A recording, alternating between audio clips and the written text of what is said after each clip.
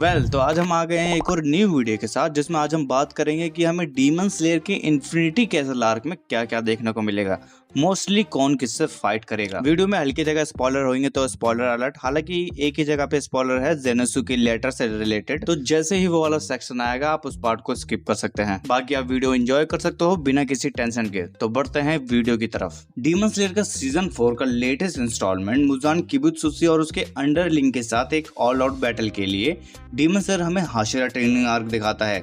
नेसुगो ने सन को कॉन्करर कर लिया है और अब मुजान अपनी लाइफ लॉन्ग गोल इमॉर्टलिटी को अचीव करना चाहता है। हाशिरा ट्रेनिंग आर्क हम फैंस को ह्यूमन और डीमन के बीच टेंशन से अपने आप को फैमिलियर कराता है, जो कि हम फैंस को इन्फिनिटी कैसल आर्क और सनराइज काउंटडाउन आर्क में एक कंक्लूसिव कन्फ्रंटेशन के लिए तैयार करता है। इन्फिनिटी कैसल आर्क खासकर मुजान के डाउनफॉल के लिए स्टेज सेट करता है और ये कोयोहारू की मांगा का सबसे लॉन्ग आर्क है। ये डीमन किंग के स्ट्रॉन्ग होल्ड पर अटैक के बारे में है और मुजान के स्ट्रॉन्गेस्ट अंडरलिंग की फ्राइटनिंग पावर को अनलीश करता है। ये सब कुछ है जो आपको demon slayer infinity castle arc के बारे में जानना चाहिए। हाशिरा ट्रेनिंग आर्क में जेनेत्सु का बिहेवियर एक रिमार्केबल शिफ्ट से गुजर रहा है। जब उसको एक लेटर मिला उसके बाद से वो अपने आप को आइसोलेट कर लेता है और जी जान से डेडिकेटेड हो जाता है अपनी ट्रेनिंग के प्रति। वो कुछ करना चाहता है जो उसे करना है किसी भी कीमत पर। ये रिवील होता है कि उसका मेंटोर जिगोरु कुवाजिमा ने सेप्पकू कर लिया जब उसका फॉर्मर डिस्पाइल कागाकू 12 किजुकी का मेंबर बन गया। अपर रैंक 1 कोकुशिबे से एक मिशन में मिलने के बाद। जिन लोगों को नहीं पता कि सेप्पकू क्या है तो उन्हें बता दूं, सेप्पकू बेसिकली एक फॉर्म है जिसमें एक समूरा या कोई व्यक्ति अपनी जान खुद लेता है, जिसे एक ऑनरेबल डेथ कंसिडर किया जाता है। खैर वापस आते हैं वीडियो की तरफ। तो जेनेत्सु को जिगोरु की डेथ से बहुत दुख हुआ क्योंकि वो एक ऐसा इंसान था जिसने जेनेत्सु में विश्वास दिखाया था और उसको एक फाइटर बनने में मदद किया। काइगाकू ने कई बार जेनेत्सु को बुली किया और उसको नीचा भी दिखाया। इन दोनों के बीच एक काफी लंबे से एक राइवलरी भी चलती आ रही है और अब जब वो उसके मेंटर की मौत का कारण बन गया है, जेनेत्सु से कभी माफ नहीं करेगा। इन दोनों की कॉम्प्लिकेटेड हिस्ट्री एक अजीब सा स्टेज सेट करती है उनकी कन्फ्रंटेशन के लिए इन्फिनिटी कैसल में। जेनेत्सु एक ऐसा डीमन स्लेयर है जो अपर रैंक से अकेले लड़ेगा और अगर वो जीत पाता है तो वो हाशिरा स्टेटस अचीव कर सकता है। इन दोनों की फाइट काफी जबरदस्त होने वाली है, जिसके लिए हमें इन्फिनिटी कैसल आर्क का इंतजार करना पड़ेगा, जहाँ पे ये देखना काफी इंटरेस्टिंग होगा कि सीरियस जेनेत्सु अपने पूरे होशो आवाज में कैसे लड़ता है।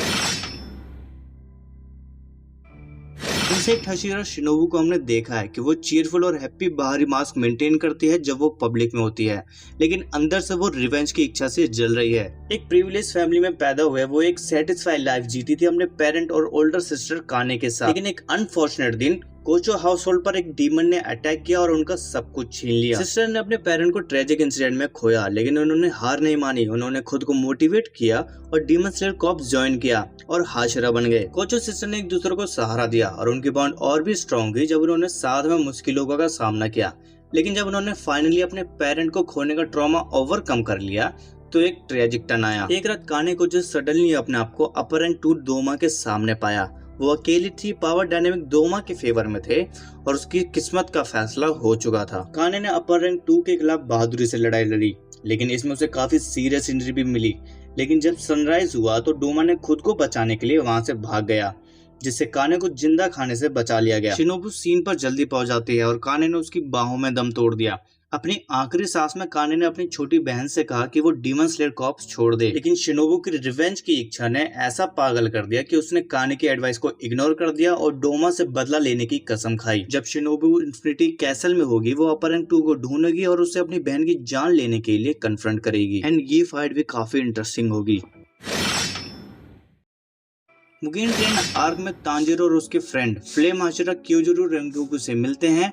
उन्हें एक मिस्टीरियस केस सॉल्व करना है जो कि सेवरल डीमन स्लेयर और सिविलियन के डिसअपीयरेंस से जुड़ा है। ट्रेन में पास्ट फ्यू मंथ में ये रिवील होता है कि train lower rank 1 of the 12 किजुकी के कंट्रोल में है, जो अपने पावरफुल ब्लड डीमन आर्ट का यूज करके अपने विक्टिम को डीप स्लम्बर में डाल देता है और उनकी जान ले लेता है। रेंगोकू और उसके कॉमरेड्स एनिमो को मारने में सक्सेसफुल होते हैं, लेकिन अपर रैंक 3 की अनएक्सपेक्टेड अराइवल से शॉक हो जाते हैं। तांजिरो और उसके दोस्तों ने रेंगोकू की बहादुरी और सैक्रिफाइस को देखा और उनके आंखों में आंसू आए। ये इंसिडेंट ने तांजिरो को आकाजा से मिलने और उससे बदला लेने की डिटर्मिनेशन से भर दिया। इन्फिनिटी कैसल में तांजिरो और वाटर हशिरा तोमियोका ग्यू ने अपर रैंक 3 से टक्कर ली। इस फाइट को लेकर मैं काफी ज्यादा एक्साइटेड हूँ। हालांकि ये देखना भी काफी इंटरेस्टिंग होगा कि अकाज़ाकी की पास्ट लाइफ में ऐसा क्या हुआ था जो कि इसको दुनिया को देखने के नजरिए को एकदम ही चेंज कर देता है।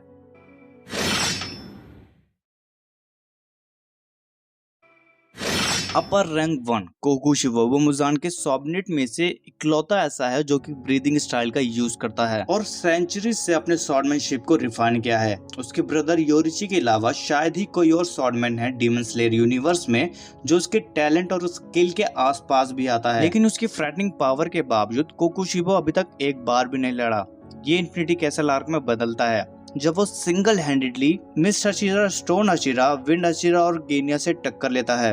अपर रैंक 1 कोकुशिबा को सबसे टैलेंटेड डीमन स्लेयर के सामने खड़ा होगा और ये फाइट कोकुशिबा के सदियों पुराने पेन और उसके रिग्रेट को भी उजागर करेगी। ये फाइट काफी एपिक होने वाली है जिसके लिए हम फैंस सबसे ज्यादा एक्साइटेड हैं। यूफोटेबल के एनिमेशन के साथ इसको बड़े पर्दे पे देखना सही में मजे ही मजे। खैर तो इस वीडियो को यहीं पे एंड करते हैं। अगर आपको पसंद आई हो तो उसे लाइक एंड सब्सक्राइब कर देना।